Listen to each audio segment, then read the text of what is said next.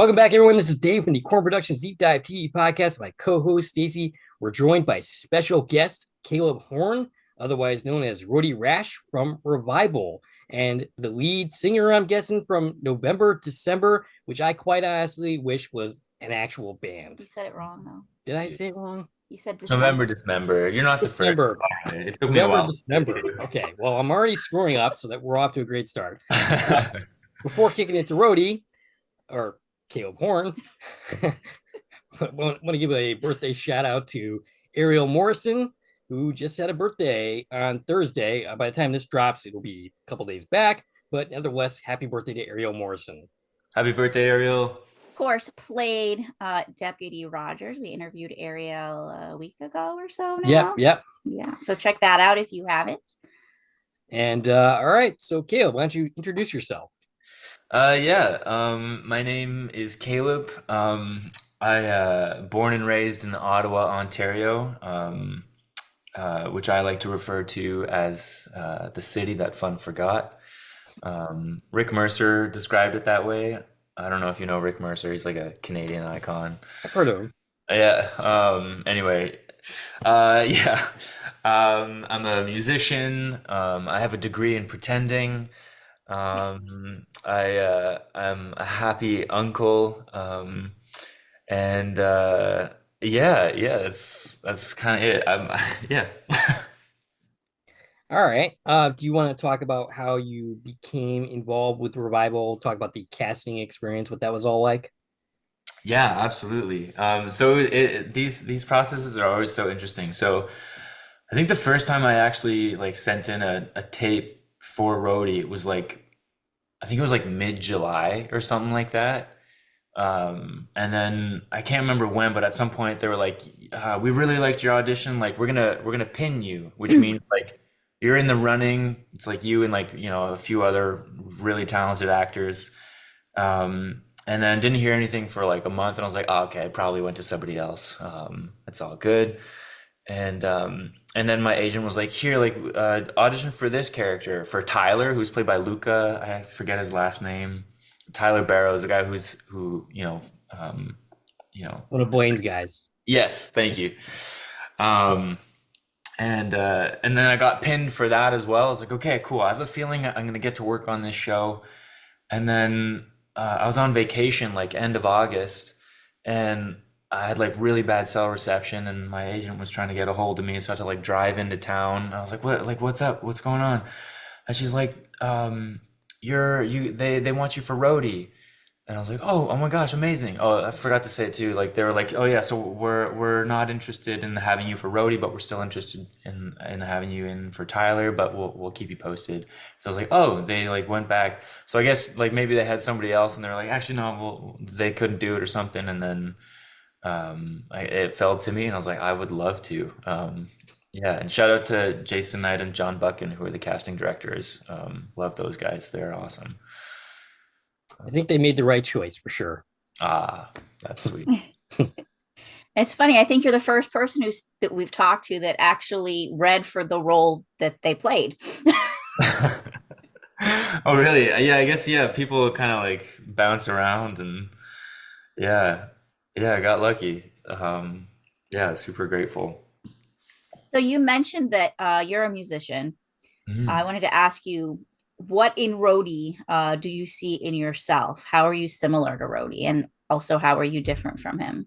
Yeah, so definitely like I mean we're both musicians, so there's that. Um, Rhodey, I am not a screamo vocalist. Even though I got to record the my own like screamo vocals for the show, which was so cool. But I am by no means a screamo artist. I highly recommend trying it though. It's so cathartic and it feels so good. I mean, it hurts the vocal cords, but not if you do it right. But yeah, I think one other thing that's kind of similar is just the way like Rhodey was speaking to M about like just because you break a lot doesn't mean you're broken, and what he says kind of the first morning at his place of like When she's like, what if I did jump? And he's like, if you did, it doesn't mean you're weak or a bad person. I just get the sense that he cares a lot about like mental health, and I care a lot about mental health. Where we're different, um, if I sliced my hand while carving an avocado, I'd probably go to the hospital. Yeah, I'd probably go to the hospital. I would say that's a good decision. Yeah, yeah. Especially Yeah, by the time it starts pussing up and all that. yeah, I'd go. I'd go. I wouldn't hesitate. Well, we get to keep Kaleb Horn around a little bit longer than we get to keep Rhodey. Yeah, yeah. So it's funny that you mentioned mental health, because that was once a major focus of the channel before we got into podcasting and such like that. I was a mental health advocate, and I made some mental health stuff. And we also had the writer Heather Taylor on, who's also a major mental health awareness advocate. So yeah, that's No something way. that I also consider extremely important as well. Hell yeah. Yeah, we need to talk about it more. Absolutely, because there's a lot of people that we lose that we could save if we like ended the stigma against it. And I think we're making progress. I just think we need to make more. Absolutely. Yeah, yeah. Talk about it. Reach out to your friends. If you think they're having a tough time, you're never a burden. People. Um, there's at least one person that loves you a lot. So I don't know where I'm going with this, but It's good ultimately, stuff anyway. yeah, yeah. So do you know anything else about Rhodey's backstory other than when we got this season? Did you invent a backstory for your character at all? A little bit, yeah. So yeah, we don't know much like based off of the show, other than he's got some family. And yeah, so I talked a little bit about this with Amanda Rowe and Aaron and Luke, obviously, and um, yeah, I mean, to me, like I get the sense that he's maybe not necessarily from small town Wausau, but I also get the sense that he comes from a family that has, a lot of strong women. So I feel like, he's got like a great like role model in his mother. And I feel like he's got to have like a sister or two. Um, and yeah, so these are just things that I kind of like had internally for myself. But one thing that I talked about with Amanda is that like um, before he became a reviver, I think like the kind of punk that he was kind of like if we're talking like archetypes and all that, he was kind of maybe a bit more like in the shadow of that. So like the more like toxic elements of like punk, so like kind of like destructive and like too cool to go to the hospital, when he sliced his hand open. But when he's given a second chance and comes back to life, I think he's realizing that he kind of had it all wrong, especially like when it comes to being a true punk, because I think true punk like they really care, and they care about like like you're gonna be okay, like they look after each other and look after themselves, and it's all about like can I swear on this? Yeah, yeah. Oh. As long as it's not like in the first 30 seconds, I think advertisers don't care. Okay, okay. Punks are like fuck the system. We got to look after ourselves. Fuck the fascists. Um, and so he was given a second chance, and just he's like, actually, you know what? I gotta look, take better care of myself, and so that's kind of, I guess, a minimal backstory that we've got. Yeah. Cool. What was your favorite scene to film? Mm. I know you had a lot of good ones. Yeah, yeah, there were a lot of good ones. Yeah, very lucky.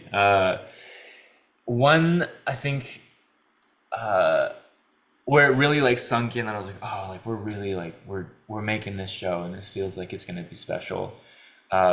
Was the bridge scene, um, the Em and Rhodey, um, where they're sitting on the edge of the bridge. I mean, one, like, we're literally like harnessed to this bridge, because they don't want us to fall, because that would be devastating. Yeah, we cast Rhodey now. Yeah. um, but it's just like, I don't, it was pretty late, I think. Like it was, I don't know, probably close to midnight or something. I can't remember exactly, but it's like midnight. You're in like rural New Brunswick, harnessed to a bridge, getting to portray this really like tender and exciting and fresh like love story. And it's so exciting getting to tell those kinds of stories, like as an actor.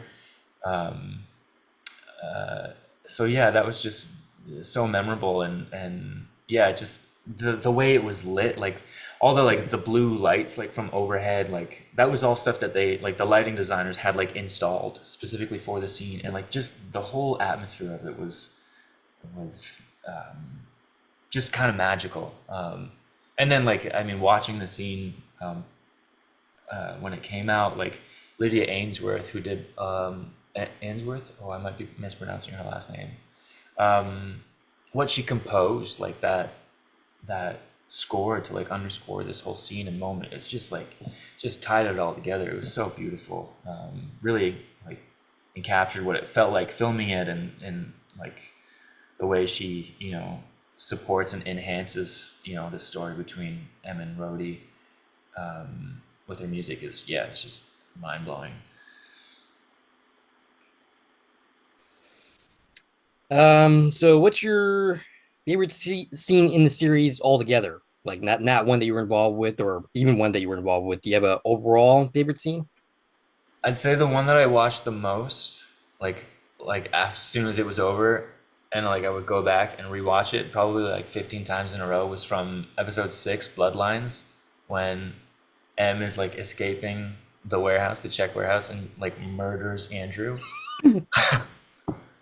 So cool. So cool.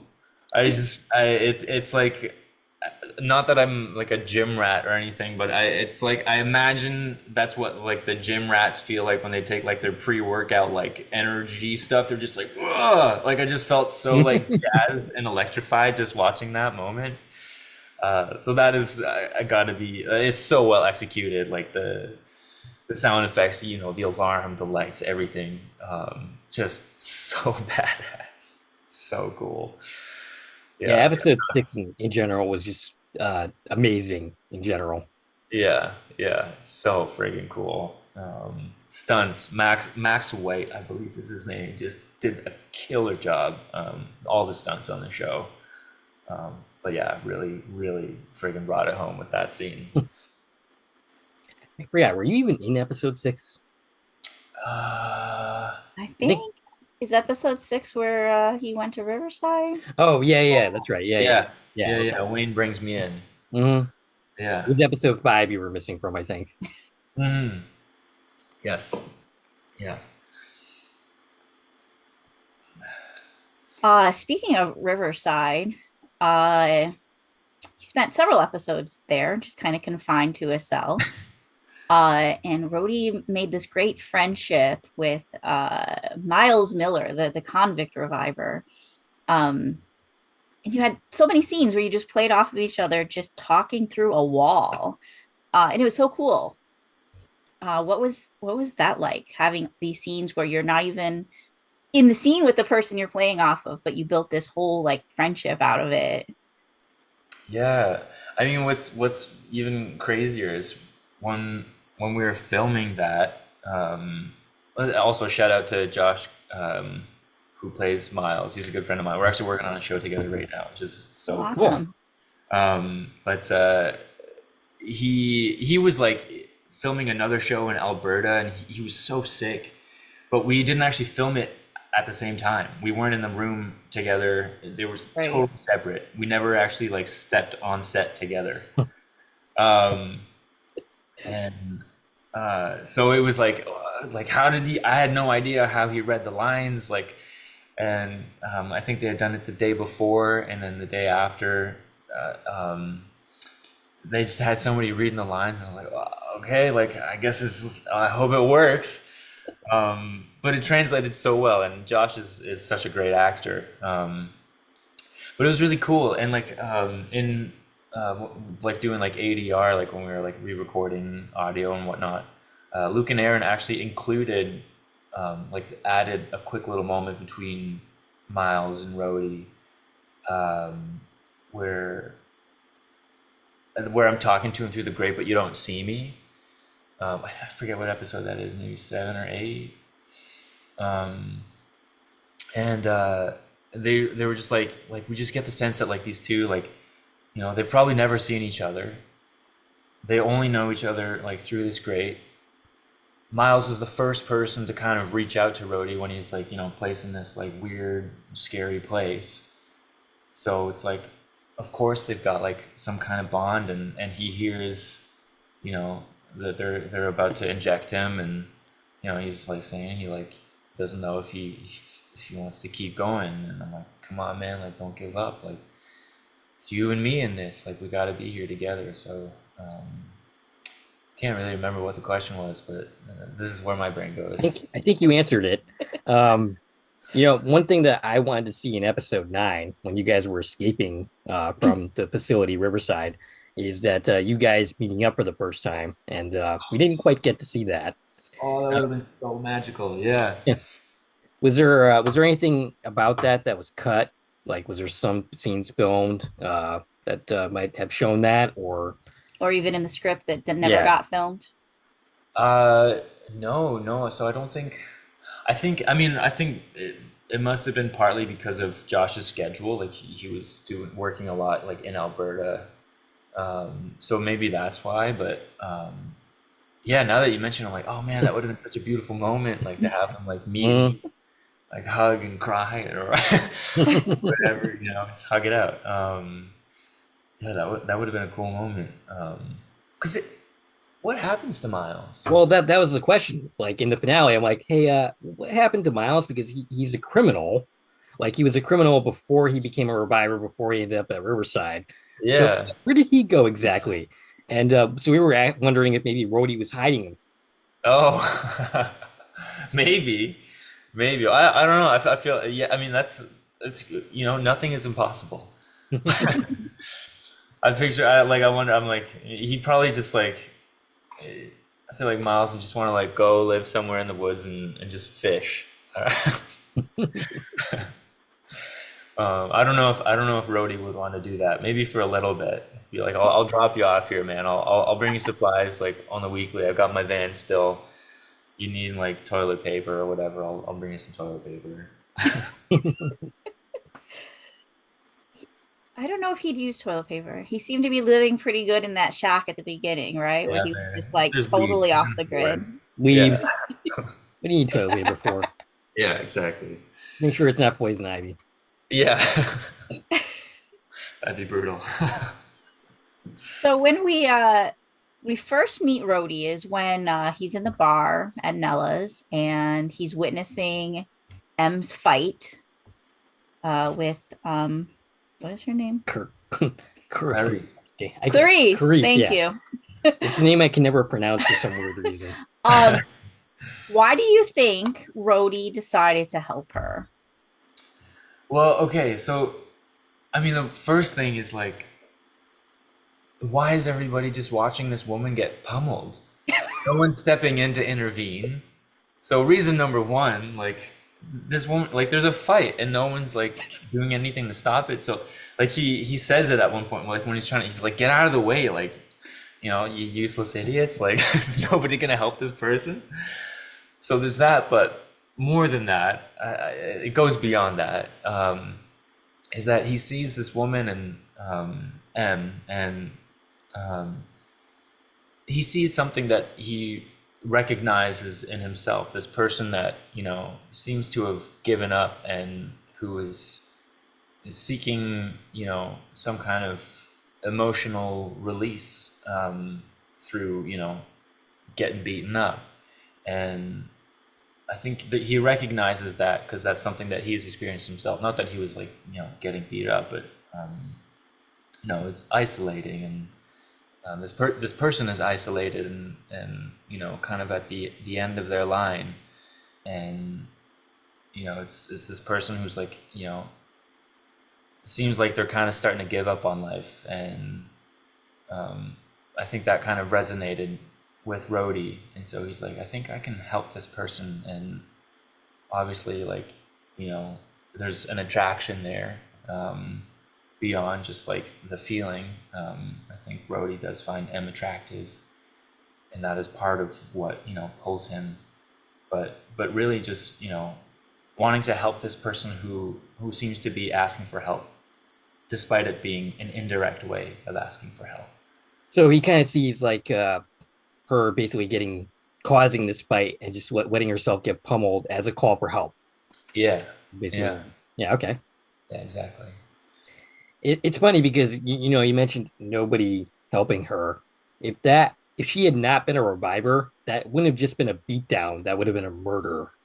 Yeah, yeah, it's pretty That brutal. was brutal. Yeah. Right. And that's an interesting point that like nobody's willing to help because you got to figure like at least half the people in this room know her and know her condition and Yeah, know how serious this is. who her father is. Like Right. we've got Nella who just gets on the phone to call, Wayne and tell him, but maybe you should try and break this up. Yeah. I mean, maybe you should try and break up, a fight in your establishment anyways, but you know how frail Em is.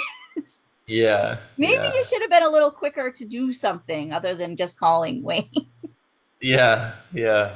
And not to mention, Aaron is there. I mean, Right. we know obviously he doesn't care enough not to kill her, but you'd think the public appearance, this is her professor, you think he'd like at least want to put on appearance to try and help her. Yeah, yeah. I mean, I get why he wouldn't have stepped in, because, you know, he's with his wife and he doesn't want to give away the fact that, you know, there are some feelings though. Even though Nithya is aware of, you know, the affair. Wait, is she at that point? Well, Anyway. that's actually an open question. We haven't had that confirmed. I don't think at any point that we've actually heard her say that she knows about the affair, but that's a speculation that we have had that basically she did know about the affair. Okay, okay, that's At interesting. this point, we know she knows Em's a reviver, Right. Yes. but even then, even if she doesn't know about the affair and he's trying to hide all of it, you would think that he'd want his wife to think he'd want to help his student out of Right. a fight. Right. Yeah. Yeah. People, I mean, also, I mean, in everyone's defense, Clarice is a scary woman. Um, she's tough as nails, you know. But yeah. All right. Switching gears. So that concert scene where you first take M to your concert. Can you talk about filming that scene a little bit? Absolutely. Specifically because you're slicing yourself open. Can you tell me how that was done? And yeah, can you talk about that in general, the filming of that scene? For sure. Yeah. So, I mean, one, it was a very long day. So it was difficult in that respect.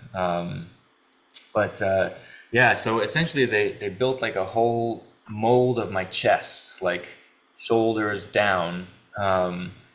And Patrick Baxter, who is an artist, was leading the prosthetics. They had like this rig. It was like a tube that like went down my pant leg, and then, like, you know, it went all the way up through the gash, and they timed it so that when I would slice the knife, somebody off to the side was like pumping this canister full of blood that was just like pouring out of my chest. um and we had to do it like, you know, you've basically got one take where your chest is clean. So but visual effects, you know, we're able to step in and you know, work their magic, because I think we did like 3 or 4 takes of like actually doing the slice, but we had like done a bunch of takes where I wasn't wearing the prosthetic, just so that like they had the option to add it all post.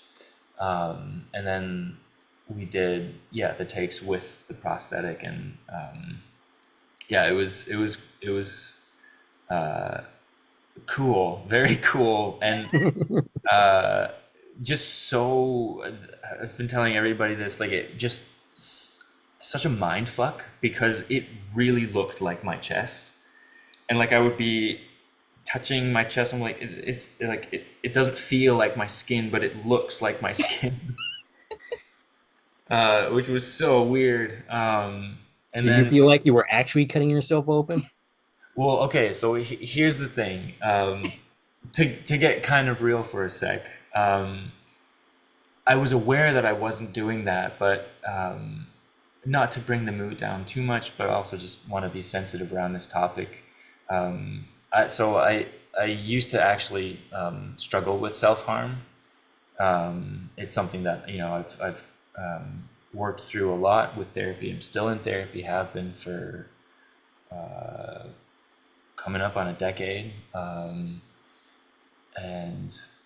I've been in a place where I've doing really well with that and those impulses, and it was so interesting because going through that motion and just seeing the result of that, my body didn't know the difference, even though mentally I knew the difference. I was like, I'm not actually harming myself. But I remember after, I think it was like maybe like the second or third take, and I haven't mentioned this to anybody, and I don't want to like alarm anybody, but after the second or third take, my hands, like my body was like trembling, and it was kind of difficult, not gonna lie, but Lee Train, who is one of the makeup artists, he kind of understood what was going on and was able to kind of just like step in and just like kind of hold my hand and breathe through it, because it was like, I really want to get through this. Like, I'm very much aware of what I'm experiencing. Like, my body is kind of going into this shock. I know that I'm okay, so I'm just gonna breathe through it as best as I can. But yeah, it's like the body reacts the way the body does. And yeah, so sorry to kind of No. Yeah, I mean, like, as a person with anxiety and depression, I mean, I don't have those type of issues, but like as a person who's experienced that, like I fully understand what you're talking about. Like, you get to a point where you've healed as much as you can, but there's still the backslide. There's still the moments where you fall back into it. You know what I mean? I'm trying to. I don't think I'm quite expressing what I'm trying to say very I well. hear what you're saying though. Yeah. Yeah, Yeah, it's I mean, obviously, like, kept up with the therapy and whatnot, and I was able to kind of. mm, It's always a reminder, or to me, like, I mean, now that I'm out of it and have perspective on it, it's just it was an intense reminder that like even though I've been doing really well for like a few years, um, it's a reminder that the work is always going to be constant. It's not like I'm going to work and get to a certain point and then be 100% better forever. It's like part of the work.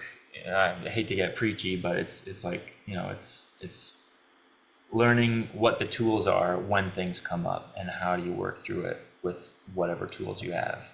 yeah. I mean, that's the thing with those type of issues is there's no cure necessarily. I mean, you can medicate yourself, sure, but like there's never a point where you can just be okay, I'm good, and that's it. Like there's always going to be times where the darkness has its day. It's just not, Absolutely. yeah. But it's just the getting to a point where you know how to deal with it when you're there. Yeah, yeah, yeah. So luckily and I had some amazing support. I mean, what also really helped was we had to go take the chest prosthetic off after we did takes, and then they wanted to do some more without it, or like post, like what happens after the chest slice, like the Czech brothers are trying to get him, and I had to take like a shower to like get all this stuff off, and there was no hot water. Just freezing cold shower, but it was actually great because that's a great way to kind of reset your nervous system. Um, so it all kind of worked out okay.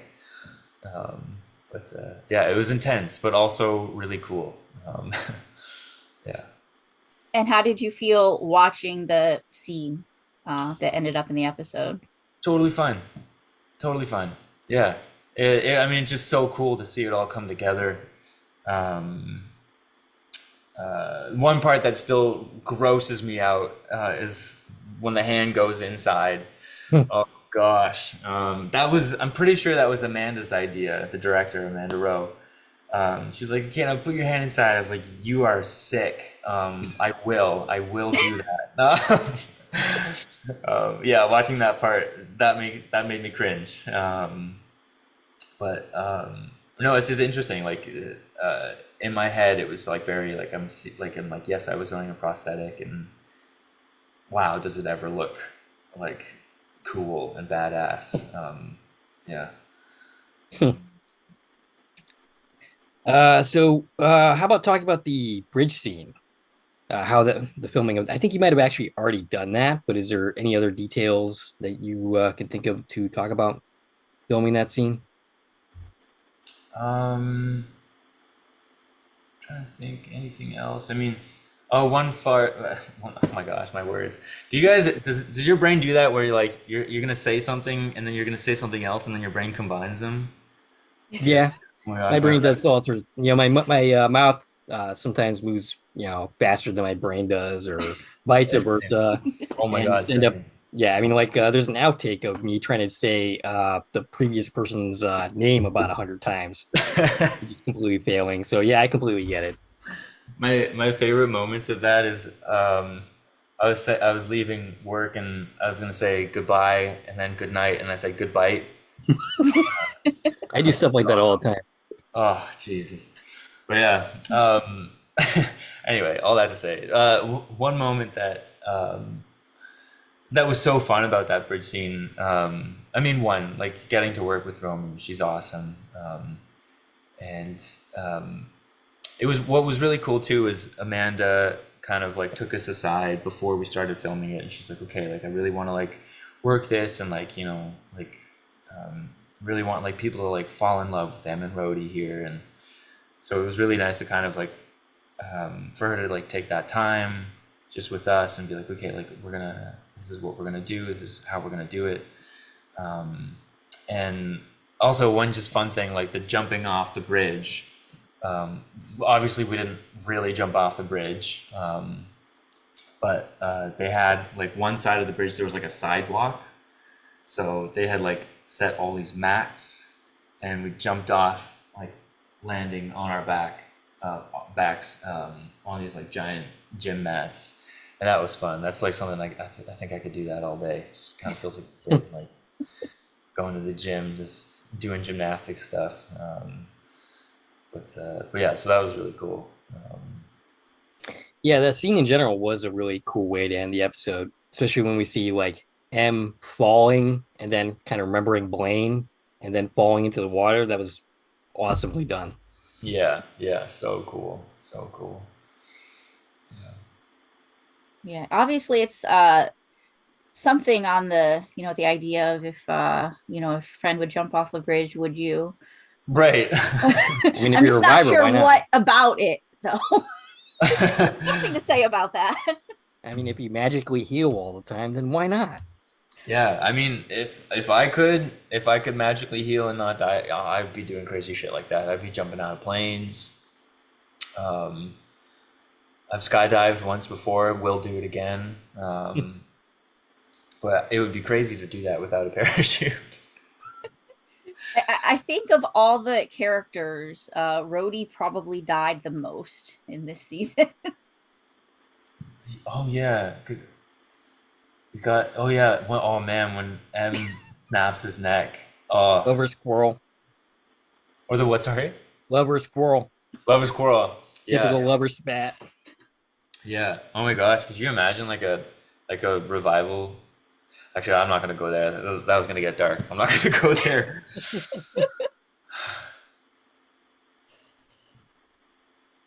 So yeah, speaking of that whole situation and how she responded to him, so Rhodey's the one who got him captured and sent to Riverside. Yeah. Obviously, we know his motivations behind doing that, but how do you think Rhodey feels about being the one that got her captured and his part in all of that? Awful. Like just awful. Like sick to his stomach with regret. Yeah, yeah, it was really like a thing. Like I imagine like when they were like torturing him and all that, it's like you're really like I imagine they'd be saying things like you're really gonna like sacrifice your family for this girl that you barely know that you've just met. I feel like when they put it like that, you're like, well, fuck. But he really loves Em, even though he never really had a chance to say it, and feels terrible about it. And I think one small moment of redemption is like when they're escaping Riverside, he wants to leave there, knowing that she's okay, or he doesn't want to leave until she knows, or he knows she's okay. Um, and yeah, he just feels terrible about it. Especially considering she ends up going missing after. We don't Nobody really knows what's happened to her, and it's like fuck, like this is all my fault. Like yeah, he feels pretty awful about it. I think that's a good point to transition into talking about the cage scene, the one in which you ended up with your neck snapped. Mm. You're going to talk to Em. She's hallucinating her mother. Her mother is a very disapproving mother of you. Was it difficult to pretend like you couldn't see that she was actually there Um, in talking all about you? in all honesty, no. It was pretty easy. So when I'm acting, I don't usually wear glasses, and I can't really wear contacts, and like I'm closer to being legally blind than not. So my eyesight is really bad. Um, but no, I think honestly, I think what helped a lot was we did some takes where like Patty Cypress wasn't there, and so it was just Em and Rhodey. So we kind of got a sense of what that felt like, and then we did takes where Patty was there. And so I think the fact that we had like established like this is what it feels like, this is what's going on through the head, but also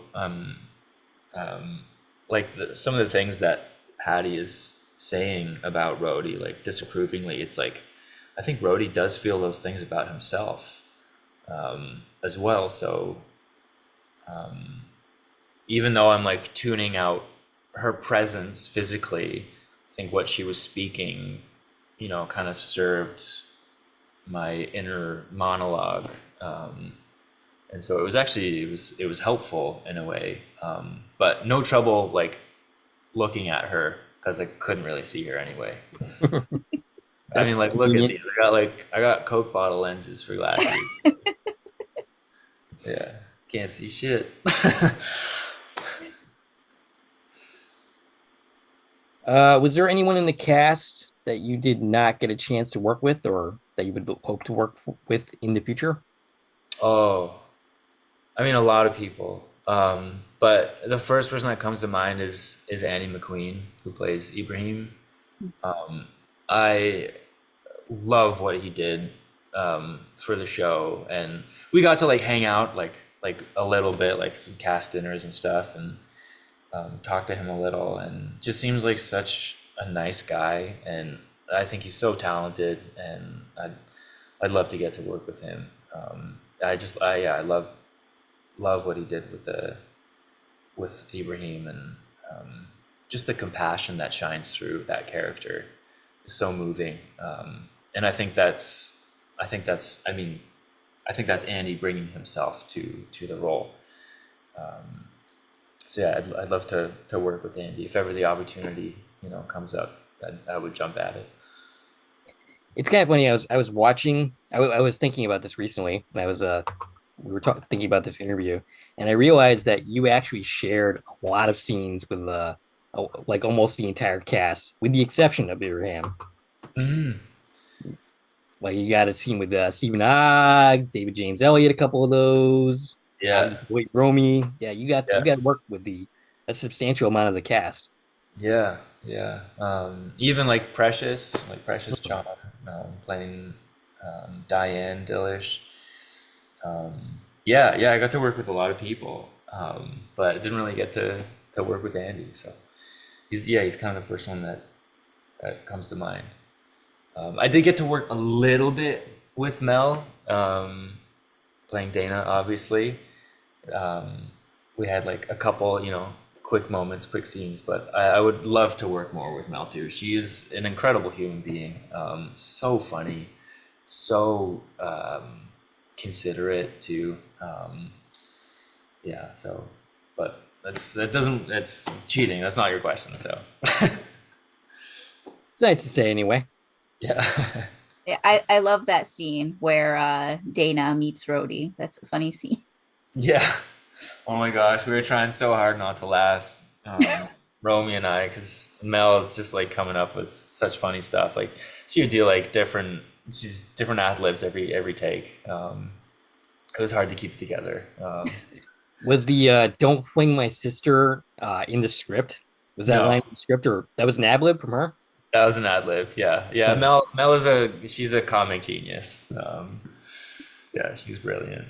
Um, yeah, don't fling my sister. I want to get a T-shirt that says that. Well, we should make those. We should. A good T-shirt. Yeah. I'll add it to the list. So I'm glad we got to see a little bit of Rhodey in that 35 days later end montage. We see that he's doing okay physically, at least. He's in his van. He's out there. He's writing what I'm presuming is a new song. What do we think that he might be writing about? Avocado toast. No.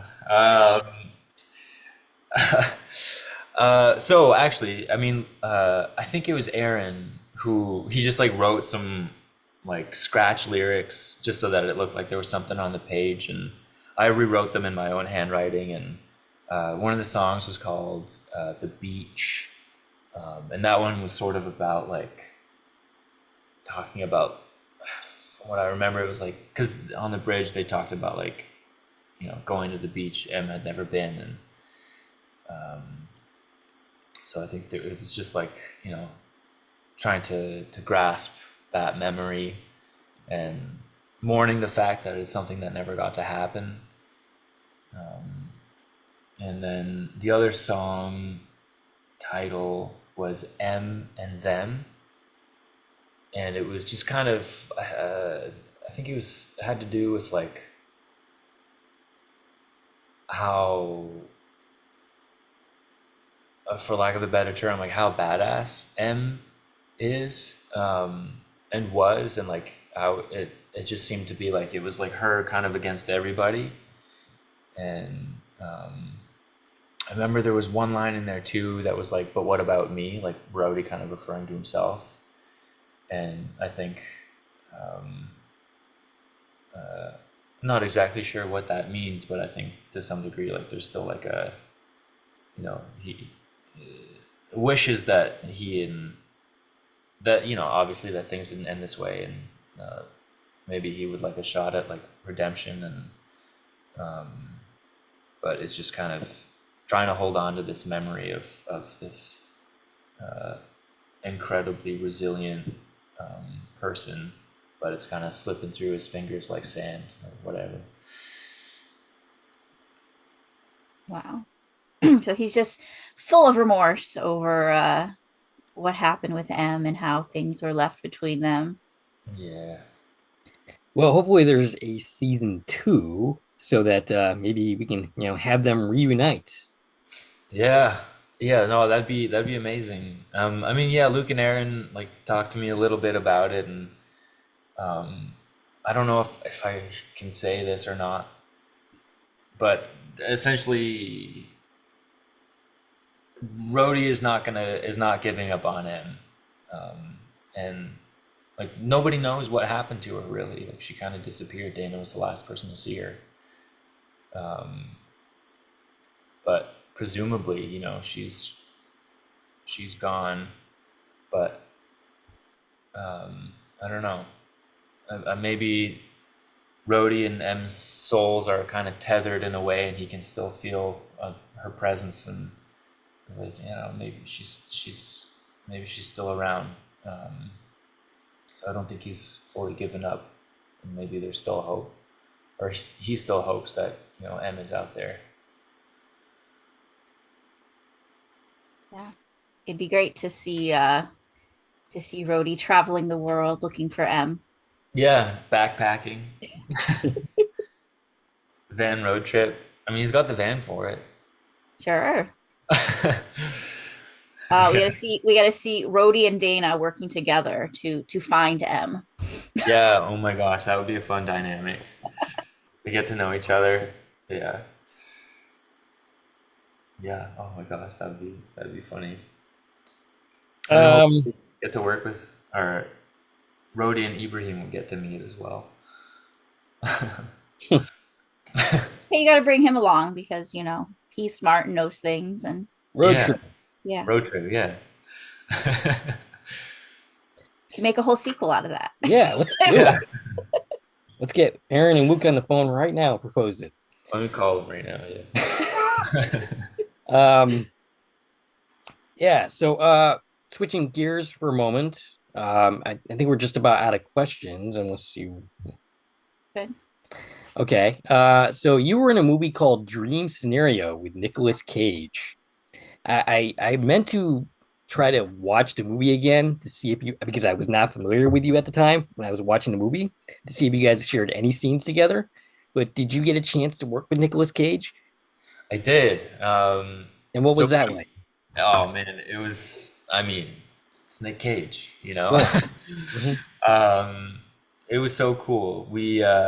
The first day, I mean, because he was wearing like the prosthetics and, like the hair, I didn't recognize him the first day. We were doing a scene. It was him, myself, and another student.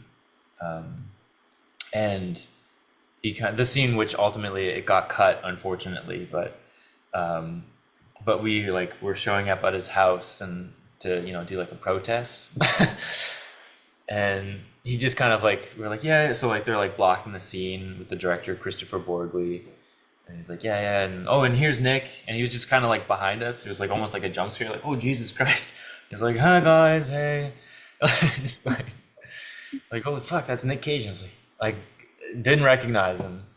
But I will say the coolest moment was that scene where somebody spray paints "loser" on his car, on his truck, and he has a meltdown. And he's like, "Who did this?" Oh my gosh! Like the first take, I was trying really hard to just like keep it all in, but I couldn't help but like smile a little bit because I'm like, I'm getting to witness like the classic like Nicolas Cage freak out. Like this is so cool because there's, I don't know if you've seen it, but there's a montage of like Nicolas Cage. It's like 4 minutes from like all of his films of just like Nicolas Cage freaking out.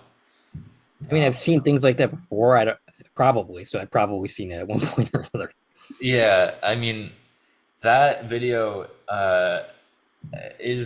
that's what got me through first year university, like staying up till like 4 a.m. like writing these papers, like thinking I'm gonna lose my mind. I'm like and then somebody sent it to me and they're like, just watch this, you'll feel better. I watched it and I did feel better. I was like, wow, there is hope. I can do this.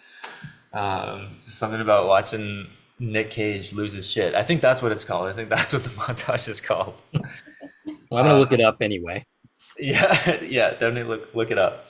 But it's kind of funny. I almost like brought that up to him on set, but I was like, I don't know, like he might feel weird about it.